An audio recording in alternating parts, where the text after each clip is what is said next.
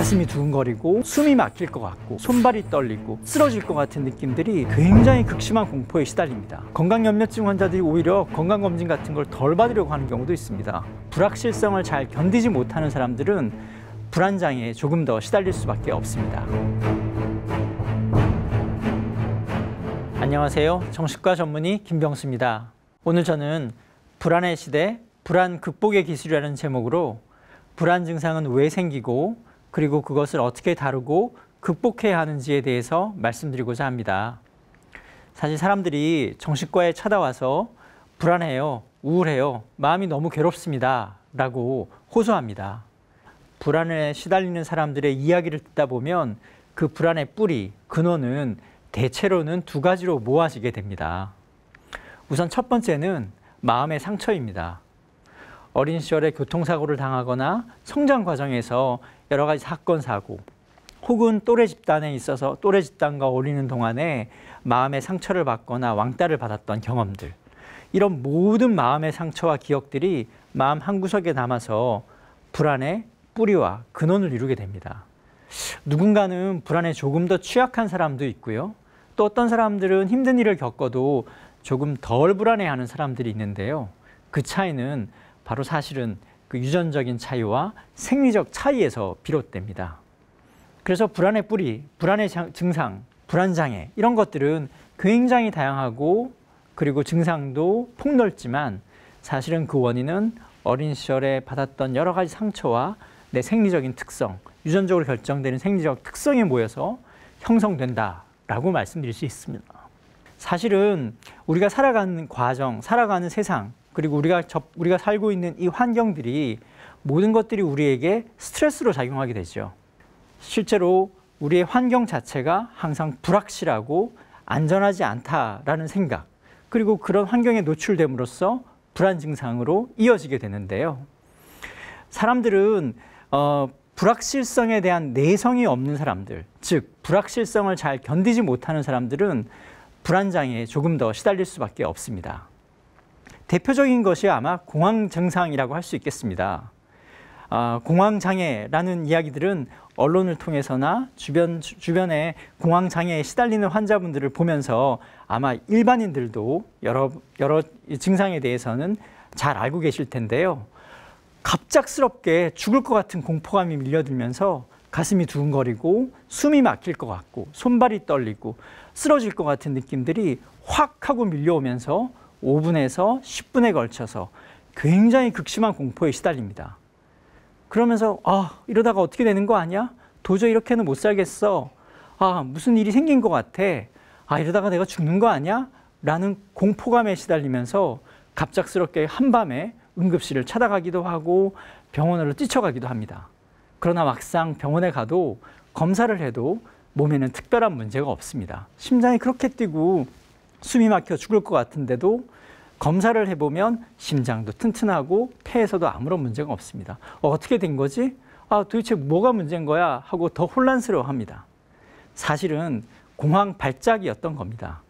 이런 공황 발작이 한번 시달리게 되면 또 이런 증상이 생기면 어쩌지? 또 이런 고통을 시달려야 한다면 나는 못 살 것 같아 라는 예기불안이 생기는데요. 공황 발작과 예기불안이 모이면 공황장애라고 진단을 하게 됩니다. 이런 증상들이 왜 그러면 생기는가? 첫 번째는 긴장 반응이라고 하는 겁니다. 스트레스 받고 예민해지면 가슴이 막 두근거리는 거예요. 호흡이 곤란해지고요. 땀이 많이 나고요. 얼굴이 빨개지고 혈압이 오르는 것 같습니다. 손발이 떨리고 몸이 마치 굳는 것 같은 느낌, 마비되는 느낌에 시달립니다. 이런 것들은 긴장 반응, 즉 우리 몸이 생리적으로 과잉 반응하기 때문에 나타나는 대표적인 불안 증상의 한 축입니다. 또 하나 인지적 불안이라고 하는 것이 있는데요. 그 인지적 불안은 그 근원을 들여다보면 두 가지 문제 때문에 발생을 하게 됩니다. 첫 번째는 재앙화 사고라고 하는 것입니다. 재앙화 사고가 뭐지? 무슨 극단적이고 비관적이고 파국적인 일이 생길 것 같은 상상을 말하는 겁니다. 심장이 조금만 뛰어도 이러다가 내가 죽는 거 아니야? 심장마비가 오는 거 아니야? 라고 극단적인 상상을 하는 것이죠. 내가 요즘 돌아다니다 보면 사람들이 많이 모인 곳에 잠깐 왔는데 나한테 무슨 큰 감염증이 생기는 거 아니야? 라고 극단적인 상상을 하는 것이죠. 아이가 집을 나갔다가 밤 10시가 됐는데 연락이 안 되는 거예요. 무슨 큰일이 생긴 거 아니야? 무슨 나쁜 일이 생겨서 연락이 안 되는 거 아니야? 라고 또다시 극단적인 생각을 하는 것이죠. 이 모든 것들이 바로 재앙화 사고라고 하는 것입니다. 별거 아닌 일, 사소한 일, 혹은 가능성이 매우 미약한 일들을 실제로 크게 일어날 것 같고 아주 낮은 가능성임에도 불구하고 아주 높은 가능성으로 나쁜 일이 생길 것이라 믿어버리는 것이지요. 그러면 마음속에서는 공포가 일어납니다. 나쁜 일이 생길 것 같으니까요. 두 번째는 낮은 자기 효능감이라고 하는 것이 작동을 합니다. 이건 무엇이냐 하면요, 스스로 이 불안 상황을 통제할 수 없을 것 같다라는 생각에 휩싸이는 겁니다. 우리는 내가 이 상황을 통제할 수 있다, 내가 관리할 수 있다라고 믿으면 덜 불안하게 느낍니다. 예를 들어서 나쁜 일이 좀 생기더라도 난 이걸 충분히 다룰 수 있어. 나는 극복할 수 있어. 내가 좀 숨이 막히긴 하지만 잠시 스스로 다독이면 나는 충분히 내 자신을 진정시킬 수 있어. 강의를 하거나 발표를 하는데 나는 항상 편안하게 잘 할 수 있어. 라는 믿음이 있으면 덜 불안해지는 것이죠. 그러나 세상은 내 마음대로 다 흘러가지 않습니다. 내 마음대로 통제할 수가 없죠. 예측 못하는 사건, 사고가 일어나기도 하고 세상에는 나쁜 일이 예상과 달리 일어나는 경우가 많죠. 교통사고라든지 건물에 화재가 난다든지, 그리고 건강 문제만 해도 그렇습니다. 내가 아무리 철저히 건강을 잘 관리하더라도 뜻하지 않은 암 진단을 받거나 건강에 무슨 문제가 있다라는 것이 우연히 발견되기도 하죠. 이런 여러 가지 불확실한 상황에서도 그럼에도 불구하고 나는 이 상황을 잘 헤쳐나갈 자신이 있다, 나는 그럴 능력이 있다라고 스스로 믿게 되면 자기 효능감을 갖게 되고 그런 사람들은 불안을 덜 느낍니다. 또 하나 문제는 아까 말씀드린 회피 행동입니다. 불안이 생길 것 같으면 도망가 버리는 거예요. 불안이 생길 것 같고 위험한 일이 생기면 아예 그런 상황은 접하려고 하지 않는 겁니다. 대표적인 회피 행동이 비행 공포증 같은 겁니다. 공황장애 환자분들은 비행기 타는 것을 두려워해서 아예 출장조차 혹은 여행조차 안 가려고 해요. 비행기 안에서 공황 발작이 생기는 것이 너무 두렵기 때문인 것이죠. 건강염려증 환자들이 오히려 건강검진 같은 걸 덜 받으려고 하는 경우도 있습니다. 무슨 진단을 받을까 봐 두려워서 아예 검사 받는 걸 회피해버리는 것이죠. 다리 건널 때마다 불안해지는 사람은 다리를 피해서 빙글 돌아갑니다. 사람 만날 때마다 얼굴이 빨개지고 가슴이 뛰는 사회 불안장애 환자분들은 아예 대인관계를 피해버립니다. 도망가 버리려고 하고요. 발표할 때마다 말할 때마다 목소리가 떨려서 너무 불안에 시달리는 사람들은 아예 발표하는 자리, 강의할 자리를 아예 회피해버리는 것이죠. 이런 모든 것들을 회피 행동이라고 합니다. 불안이 심할 때 나타나는 행동 반응이죠. 회피 행동이 심한 사람들은 더 불안해질 수밖에 없습니다. 마치 회피하면 편해질 것이다 라고 생각하지만 실제로는 회피 행동을 통해서 불안이 더 강화되고 증폭되는 문제가 생깁니다. 회피 행동뿐만 아니라 반대로 과도하게 통제하려는 행동도 있습니다. 예를 들자면 자녀에게 무슨 일이 생길까 봐 항상 자녀에게 잔소리를 하고 어디 가도 맨날 연락하라고 합니다. 통제하려고 하는 것이죠. 통제하면 내가 덜 불안해질 것 같으니까 과도하게 통제해서 불안을 잠재우려고 하는 것이죠. 하지만 통제가 심하면 심할수록 불안이 오히려 더 증가되기도 합니다. 또 통제 행동에 어떤 게 있을까요? 오염이나 바이러스에 감염될 것 같은 두려움 때문에 손을 계속 씻는 거예요. 항상 한두 번 씻는 게 아니라 조금만 하고 나면 또 씻고 또 씻고. 강박장애 환자들, 오염을 두려워하는 강박 증상이 있는 분들이 그런 행동들을 보이죠. 건강이 너무 두렵다고 해서 검사를 한 달에 걸쳐서 일주일에 한 번씩 검사를 받는 이런 것들도 다 사실은 통제 행동에 해당됩니다. 불안한 요소들을 내가 과도하게 다루기 위해서, 내가 철저하게 다루기 위해서 과도한 행동들을 보이는 것을 통제 행동이라고 하는데요. 이것 역시 불안장애의 대표적인 행동 증상입니다. 즉 불안은 이렇게 긴장 반응과 재앙화 사고, 낮은 자기 효능감, 그리고 통제 행동과 회피 행동으로 구성된다라고 생각하시면 됩니다. 우리가 불안해요, 걱정이 많아요, 너무 공포스러워요, 떨려요, 항상 염려가 되어서 안절부절 못하겠어요, 불안해서 잠이 안 와요, 불안해서 이것도 못하겠어요. 여러 가지 불안 증상을 말하지만 사실은 그 모든 것들을 모아보면 이 세 가지 카테고리 안에 들어가는 증상들로 설명할 수가 있습니다. 사실 약물 외에 여러 가지 정신과적인 증상들을 완화해주는 제일 좋은 방법은 운동입니다. 운동을 하면 실제로 불안장애 환자분들도 약을 먹지 않고도 불안 증상이 많이 완화됩니다. 대체로 불안장애 환자분들은 다양한 가능성 중에서 극단적이고 파국적이고 나쁜 결과만을 상상하는 경향을 갖고 있습니다. 사람들마다 이완하는 생리적인 긴장을 푸는 방법들이 다 다릅니다. 어떤 분들은 명상을 좀 한번 해보세요 라고 말씀드리면 선생님 저 명상이 안 돼요. 명상하려고 앉으면요 자꾸 잡념이 들고 안절부절 못해서 오히려 더 불안해지더라고요 라고 말씀하시는 분도 있습니다. 효과적이라고 알려진 방법도 사람마다 효과가 있을 수도 있고 잘 맞을 수도 있고 그렇지 않을 수도 있습니다. 어떻게 하면 스스로 이겨낼 수 있는지, 꼭 정신과에 가고 치료를 받지 않더라도 스스로 불안을 잠재우고 다스릴 수 있는 방법들, 그것이 무엇이 있는지 지금부터 설명드리고자 합니다. 우선 긴장 반응을 어떻게 다뤄야 할까요? 심장이 너무 빨리 뛰고 숨이 막힐 것 같은데 그때 내 스스로를 어떻게 편안하게 다룰 수 있는지, 어떻게 내 자신을 편안하게 할 수 있는지 그 방법을 익혀야 합니다. 대표적인 것이 이완 훈련입니다. 많은 사람들이 하죠. 요가, 그 다음에 명상, 복식호흡 이런 것들이 다 이완 훈련에 해당됩니다.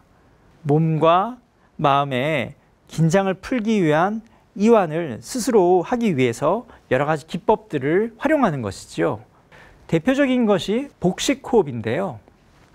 호흡을 천천히 깊게 그리고 고르게 하면 생리적인 긴장이 완화됩니다. 예를 들어서 심장이 막 뛰는 거예요. 호흡이 막 막히는 것 같은 공황 발작이 찾아올 것 같아요. 스트레스 받을 때마다 항상 몸이 떨린다고 호소합니다. 그럴 때 복식호흡으로 불안을 다룰 수 있습니다. 어떻게 하느냐고요? 호흡을 천천히 하십시오. 호흡을 더 깊게 한다고 생각하십시오. 마음속으로 하나, 둘, 셋 하고 숫자를 세면서 천천히 숨을 들이십시오. 그리고 잠시 멈췄다가 숨을 들이쉰 것보다는 조금 더 길게 입으로 하고 하나, 둘, 셋, 넷, 다섯 하면서 흡기 때보다는 호기 때 조금 더 길게 숨을 천천히 내쉬는 겁니다. 가슴으로 숨을 쉬는 것이 아니라 배 깊숙한 곳에 다 끌어모았다가 천천히 내놓는다 라고 생각하시면 됩니다. 우리가 유일하게 생리적인 긴장을 빨리 완화시킬 수 있는 방법은 호흡을 고르고 깊게 천천히 하는 것입니다. 이것이 가장 효과적이고 즉각적으로 우리의 긴장을 풀 수 있게 하는 방법입니다. 평소에 안정제를 먹는다 라는 생각으로 복식호흡을 실천하시면 됩니다. 굳이 약의 도움을 받지 않더라도 호흡만으로도 안정을 취할 수가 있습니다. 주무시기 전에 항상 긴장이 돼서 잠이 잘 안 와요. 각성이 가라앉지 않아서 잠이 잘 들지 않아요 라고 하시는 분들은 침대에 누워서 복식호흡을 1분, 2분 정도 하시면 긴장이 풀린다는 것을 느끼실 수 있을 겁니다. 불안을 없애는, 그리고 불안을 예방하는 가장 확실한 비약물적인 방법은 바로 운동입니다. 운동을 하면 실제로 불안장애 환자분들도 약을 먹지 않고도 불안 증상이 많이 완화됩니다. 공황장애로, 사회불안장애로, 강박장애로 여러 가지 불안장애로 정신과에서 치료받고 있는 약 300명 가까운 환자분들을 대상으로 실험을 했어요. 어떤 실험을 했냐? 한쪽 그룹에는 치료를 받게 했고 또 한 그룹에는 치료를 받으면서 저강도의 운동을 일주일에 3번 정도 계속 반복했습니다. 마지막 한 구는 고강도 운동, 즉 가볍게 조깅하는 운동을 한 30분 정도 하는 것이죠. 그 정도의 고강도의 운동을 일주일에 3번 12주 동안 계속 반복하는 3그룹으로 나눠서 불안장애가, 불안 증상이 얼마나 호전이 되고 그 3군사에서 어떤 차이가 있는지를 실험해 봤습니다. 그랬더니 12주 이후에 똑같은 치료를 받았지만 운동을 한 그룹과 그렇지 않은 그룹에서 불안이 좋아지는 정도가 확연히 차이가 나타났습니다. 특히 운동의 강도가 높았던 경우일수록 불안이 훨씬 더 많이 호전이 되는 것이 관찰되었습니다.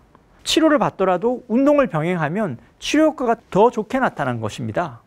병원에 가서 약만 먹는다고 불안장애가 치료되는 것은 아니다.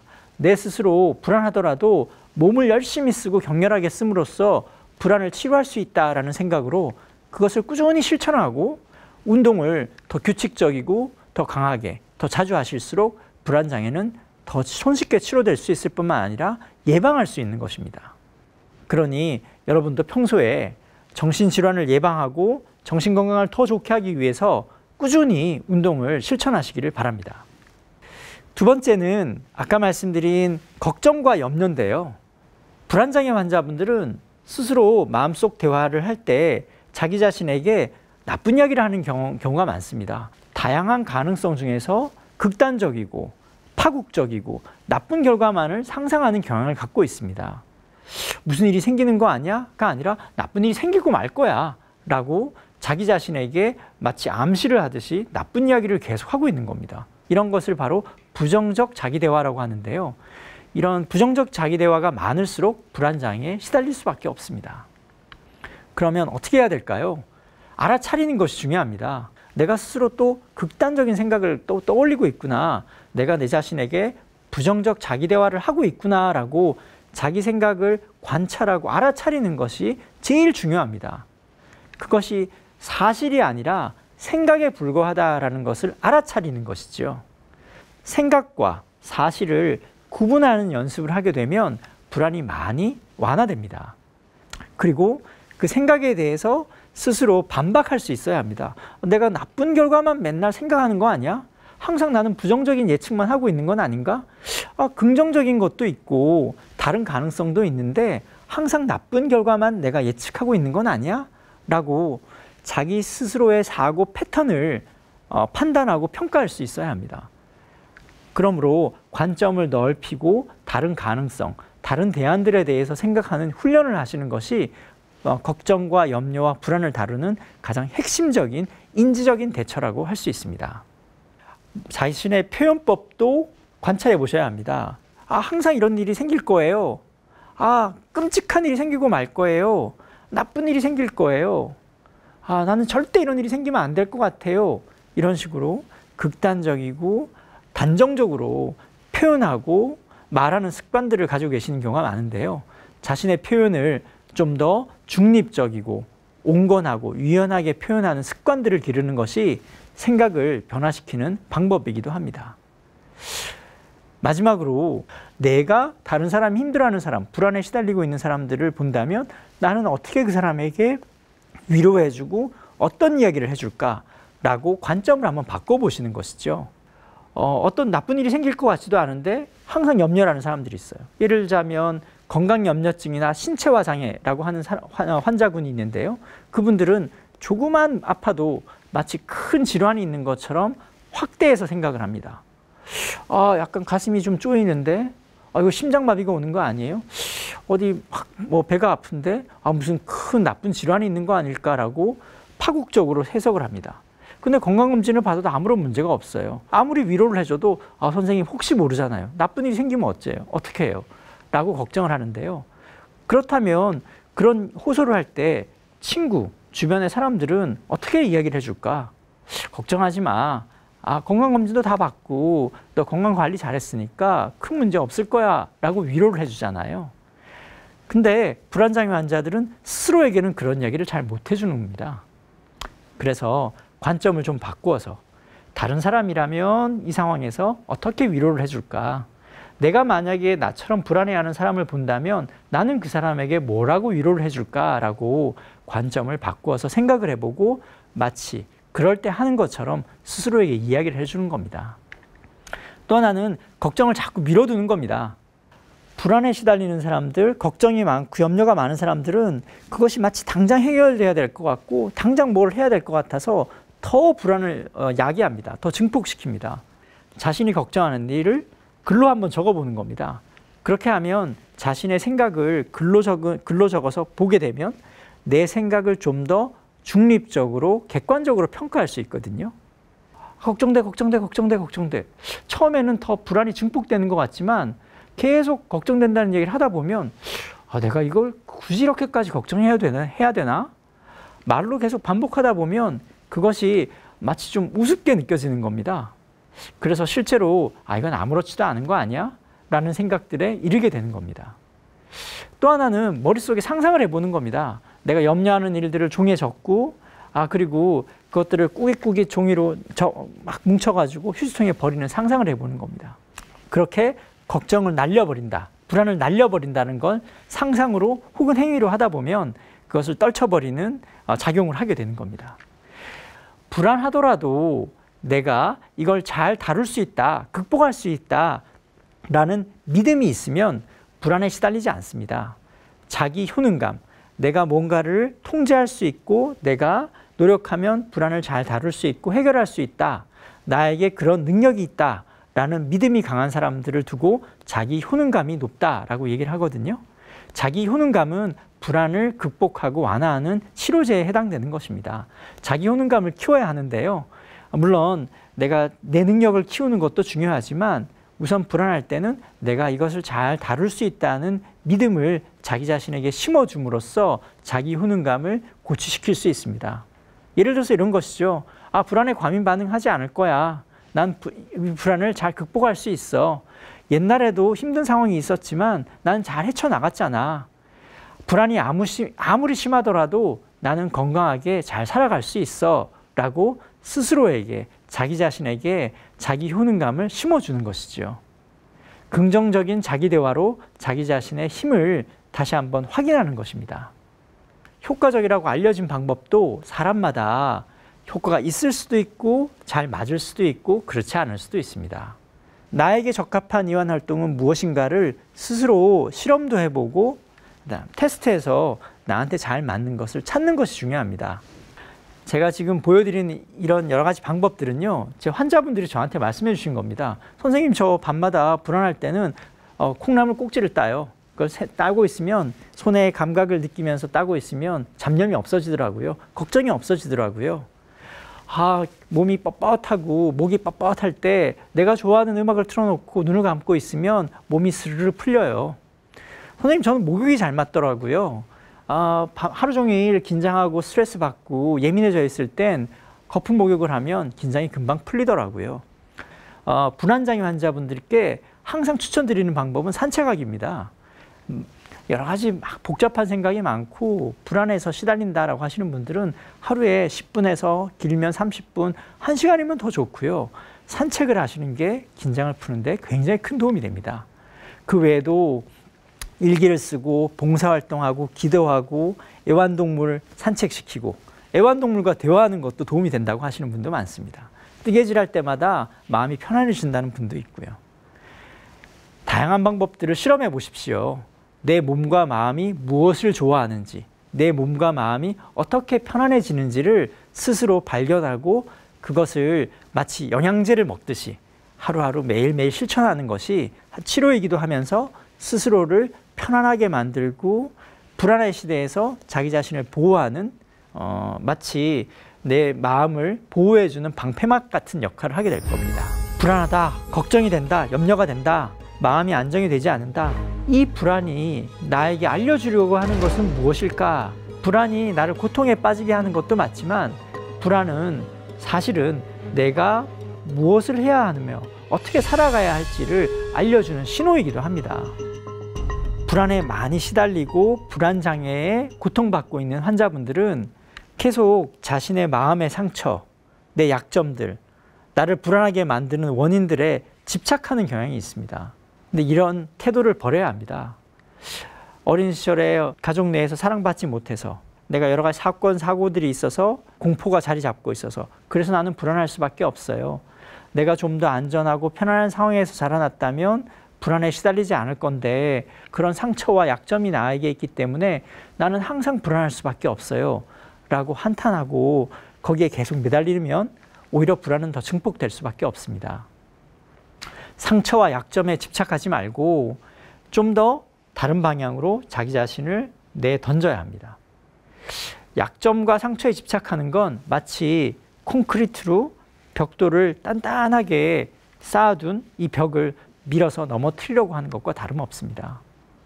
애석하게도 내 안에 단단하게 자리 잡고 있는 불안의 뿌리들은 손으로 민다고 해서 금방 허물어지는 담장이 아닙니다.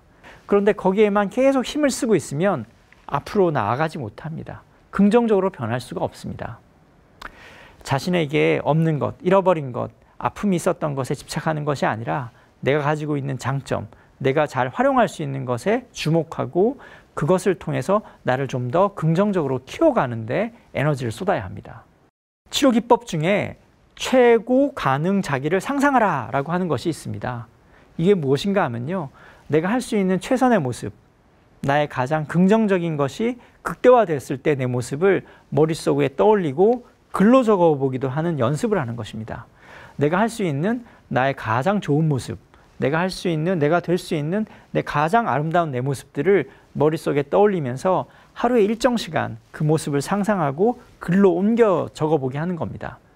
그렇게 했더니 자기 효능감도 늘어나고 정신건강도 훨씬 좋아진다는 것이 여러 연구를 통해서 밝혀졌습니다.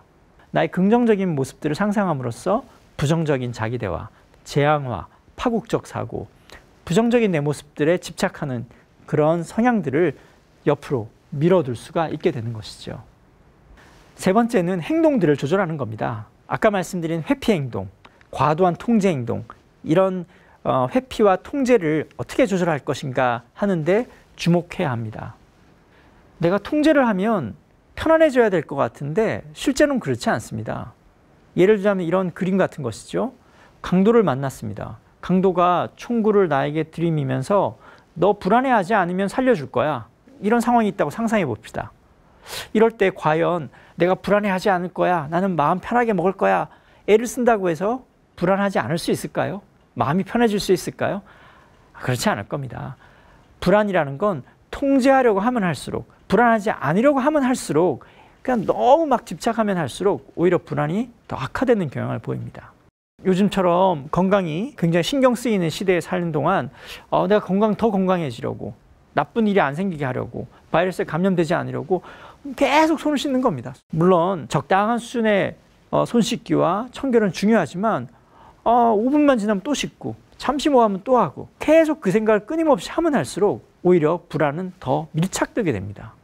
나쁜 일이 생길 것 같아 자기 나름대로의 규칙을 계속 지키려고 하는 겁니다. 보도블록에 금을 밟으면 나한테 재앙적인 일이 일어날 것 같은 상상이 떨치지 않는다고 발자국 하나하나에 신경을 쓰는 겁니다.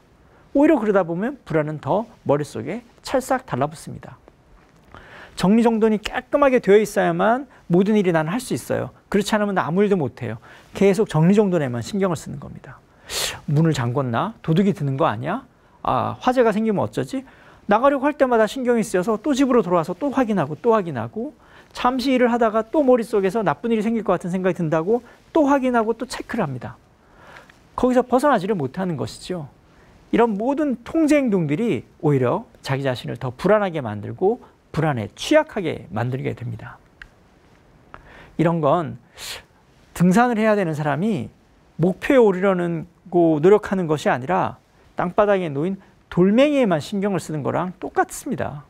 등산을 하고 앞으로 걸어가야 되는데 계속 발 아래에 있는 돌뿌리만 치우려고, 내가 자꾸 걸기적거리고 걸려서 넘어질 것 같은 걱정 때문에 돌멩이를 치워야 될 것 같은 생각에만 집착하는 것과 똑같습니다. 앞으로 걸어 나가지 못하고 발 앞에 있는 장애물, 나를 방해하는 것, 나를 위협할 것에만 집중을 하다 보면 앞으로 나아갈 수가 없는 겁니다. 통제 행동은 바로 이렇게 돌멩이만 치우려고 하는 행동과 똑같습니다. 운전을 해서 출장을 가야 되는데 운전할 생각을 하니까 또 운전하는 동안 불안해지면 어쩔까 하는 걱정 때문에 아무것도 못할 것 같아. 그러니까 난 편안하게 집에서 쉬어야만 돼 라는 생각에 빠져 있으면 오히려 불안은 더 커질 수밖에 없는 것이죠. 가끔은 불안이 심한 분들은 술로써 자기 몸을 혹은 마음을 달래려고 하시는 경우가 있는데요. 그런 것도 역시 회피 행동이라고 할 수 있습니다. 술을 마셔서 취하게 되면 잠시 불안이 완화되는 것 같은 착각에 빠지는 것이죠. 하지만 깨어나면 불안은 여전히 존재하고 내가 해결해야 될 문제는 해결하지 않은 채로 남아있기 때문에 긴장은 더 커질 수밖에 없는 것입니다. 불안해서 어떻게 할 수가 없어요. 불안이다, 고통이다 라고 생각하는 것이 아니라 이 불안이 나에게 알려주려고 하는 것은 무엇일까 라는 걸 생각을 해야 됩니다. 불안이 나를 고통에 빠지게 하는 것도 맞지만 불안은 사실은 내가 무엇을 해야 하며 어떻게 살아가야 할지를 알려주는 신호이기도 합니다. 발표를 앞두고 심장이 두근거려서 불안해요 라고 하는 사람들은 발표를 더 잘하고 싶은 욕망이 있는 겁니다. 인정받고 승인받고 싶은 욕심과 기대가 있기 때문입니다. 그것이 내 인생에서 중요하기 때문입니다. 그러므로 불안을 느낄 때마다 도망가거나 회피하거나 불안에만 집착하는 것이 아니라 이 불안이 나에게 무엇을 알려주려고 하는 것이지? 내가 어떻게 행동하기를 바라는 걸까? 불안이 내가 어떤 행동들을 하면 진정으로 불안이 완화될 수 있을까? 그때 나에게 필요한 행동과 태도는 무엇일까? 이런 것들을 알려주는 것이 바로 불안이라고 할 수 있습니다. 그래서 불안을 느낄 때마다 내가 왜 이런 불안에 시달리는 거야? 내 마음속에 뭐가 있기 때문에 이런 거야? 내가 어린 시절 어떤 상처를 받았고 나는 어떤 사람이기 때문에 이런 불안을 느끼는 거야? 라고 속으로만 파고드는 것이 아니라 이 불안은 지금 내가 어떻게 행동하기를 바랄까? 중요한 행동들에 집중을 하고 몰입을 해야 하는 불안이 사라집니다. 즉 불안은 중요한 것을 알려주는, 내가 내 목표에 도달하기 위해서 해야 되는 행동이 무엇인지를 알려주는 신호라고 할 수 있습니다. 불안을 증폭시키는 내 안에 있는 여린 마음들에만 집착을 하게 되면 자아가 불안과 융합합니다. 이렇게 하면 불안은 해결되지 않습니다. 마치 불안이 자아를 잠식하는 것과 똑같은 상태가 되어버립니다. 불안을 일으키는 마음의 약점, 상처, 어린 시절의 기억들, 그리고 나의 컴플렉스, 내가 불안을 잘 못 이긴다라고 생각하는 그 원인이 되는 것들에게 집착할 것이 아니라 내가 진정으로 원하는 내 삶의 목표와 내 삶의 방식들, 이것을 실천하고 행동함으로써 내 자신을 좀 더 확장시켜 나가야 되는 것입니다. 그렇게 함으로써 불안은 상대적으로 줄어들게 되는 것입니다. 그 불안 자체만 빼내려고 하는 것이 아니라, 불안만 없애려고 하는 것이 아니라 나란 사람을 좀 더 가치지향적으로, 의미지향적으로 행동하게 함으로써 좀 더 나 자신을 확장하게 되면 불안은 상대적으로 줄어들고 작아지게 되는 것입니다.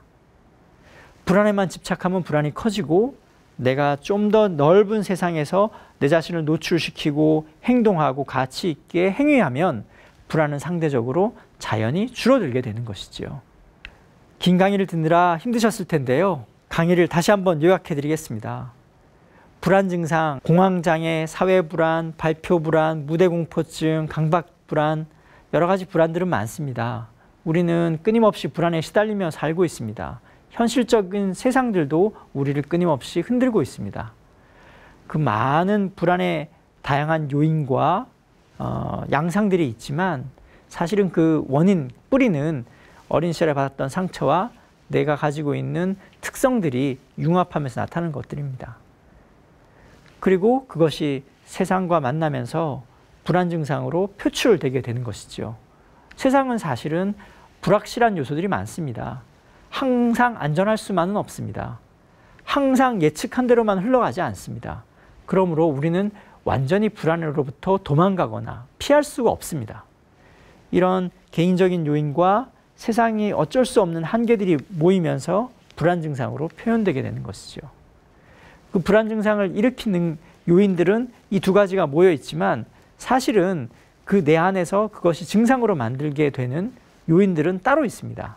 아까 말씀드린 긴장 반응과 재앙화 사고, 그리고 내가 이것을 통제할 수 없다는 낮은 자기 효능감, 그리고 불안에 처했을 때 내가 어떻게 행동하는지, 자꾸 과도한 통제나 회피 행동으로 보이지 않는지, 이런 행동과 생각과 생리적인 반응들을 잘 조절함으로써 불안을 다스리고 극복할 수 있습니다. 불안의 뿌리, 불안의 원인이 되는 것에만 자꾸 집착할 것이 아니라 불안을 벗어나서 내 자신을 벗어나서 내가 지향하는 목표와 가치에 부합하는 행동을 함으로써 불안은 궁극적으로 해결될 수 있고 극복될 수 있다는 점을 잊지 않으셨으면 좋겠습니다. 감사합니다.